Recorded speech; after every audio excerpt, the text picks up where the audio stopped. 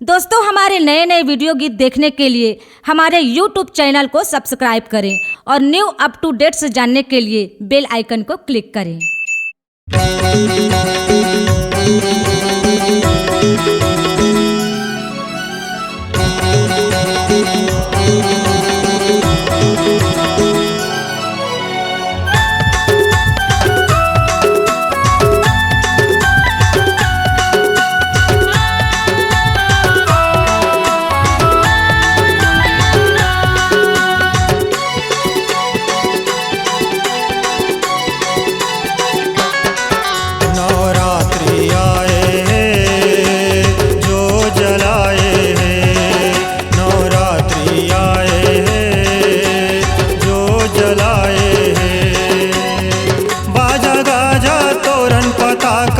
बाजा गाजा तोरण पताका झालर लगाए हैं। नवरात्रि आए हैं जो जलाए हैं। नवरात्रि आए हैं जो जलाए हैं। बाजा गाजा तोरण पताका बाजा गाजा तोरण पताका झालर लगाए हैं।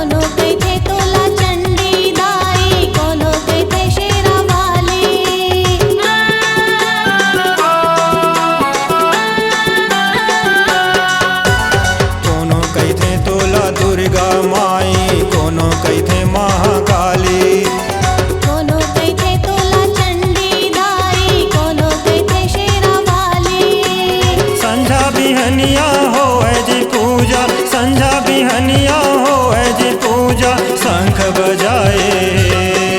नवरात्रि आए हैं जो जलाए हैं। नवरात्रि आए हैं जो जलाए हैं।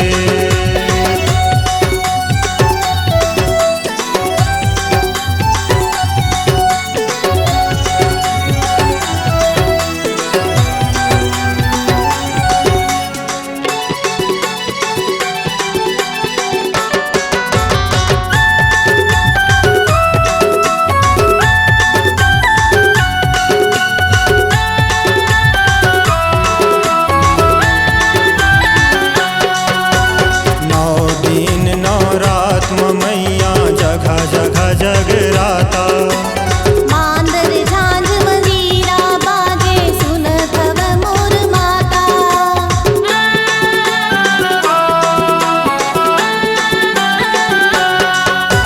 नौ दिन नौ रात मैया जगह जगह जगराता। मांदर झांझ मंजीरा बाजे सुनत हव मोर माता। आना जाना लगे हैं सबके आना जाना लगे हैं सबके मैया बुलाए हैं। नवरात्रि आए हैं जो जलाए हैं। नवरात्रि आए हैं जो जलाए हैं। बाजा गाजा तोरण पताका बाजा गाजा तोरण पताका झालर लगाए हैं।